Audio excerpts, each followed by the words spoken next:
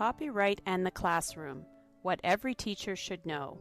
What are the key tenets of copyright in Canada? Every citizen has these rights. According to the Government of Canada, copyright is the exclusive legal right to reproduce, publish, and sell a work. These written or visual works are divided into the following 7 categories. It's not even necessary for the author to mark the work with the copyright symbol.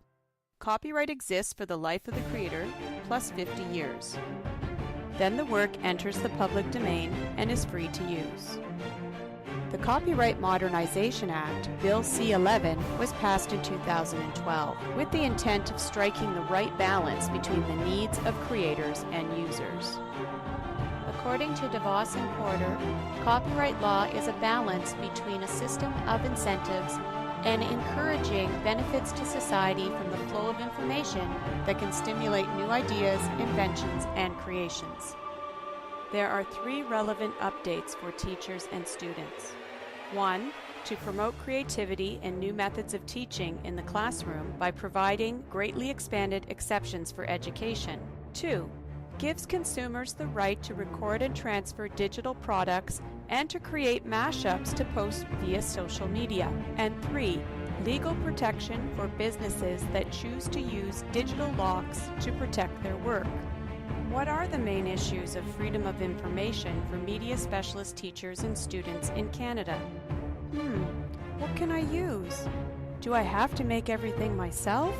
The Copyright Modernization Act has clarified the Fair Use Clause for the current digital age. Our fundamental freedom of thought, belief, opinion, and expression are embedded in the Canadian Charter of Rights and Freedoms. This freedom is foundational to the Copyright Fair Dealing Clause. We must be permitted to criticize for the betterment of society. Fair dealing has been expanded to recognize structured education as having legitimate reason for accessing copyrighted material for any of the following purposes.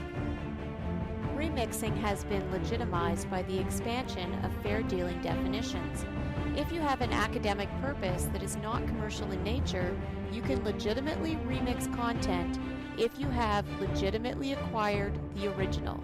In the National Film Board documentary RIP, A Remix Manifesto, Brett Gaylor enlightens as to how commercial remix culture has come into conflict with corporate interests through his expose on Girl Talk, a popular West Coast remixer. Even though professional remixers have commercial intent, they firmly advocate for change based on the concept of a remixer's manifesto. Culture builds on the past, but the past is always trying to control the future.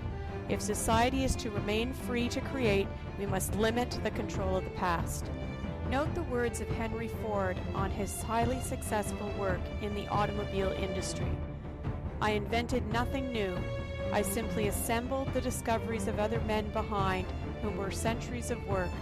Progress happens when all the factors that make for it are ready, and then it is inevitable. Ford's perspective is gaining ground in our time through academics and high-profile advocates for change who believe that modern copyright protection is stifling creative process. Lawrence Lessig is an American lawyer and activist who has advocated for sensible copyright that allows for creativity in the digital age. New York-based filmmaker Kirby Ferguson produced the 4-part series documentary, Everything is a Remix. He describes the essence of this perspective. I jump them from other writers, but I arrange them my own way. I think this is mostly what we do. Our creativity comes from without, not from within. We are not self-made. We are dependent on one another. Admitting this to ourselves isn't an embrace of mediocrity, derivativeness. It's a liberation from our misconceptions. It's an incentive to not expect so much from ourselves and to simply. How is this relevant to the classroom? Remixing should be used in the K-12 classroom for these reasons. 1. It's been legitimized by the Copyright Modernization Act. 2. It's a valid new literacy. And 3. It's an opportunity for creativity and critical thinking. Students may wonder, can I use whatever I find on the internet? No. In addition to understanding copyright laws, students need to be taught about copyleft licensing, which is an alternative that works within the law.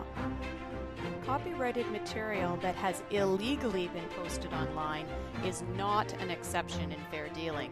The teacher or student must own a copy to legitimately use it as part of an educational remix.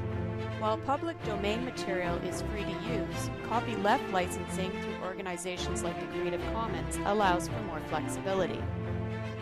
Organizations like the To Learn Education Society in Alberta have great resources for Canadian teachers to teach about digital citizenship, which includes understanding copyright in a digital age.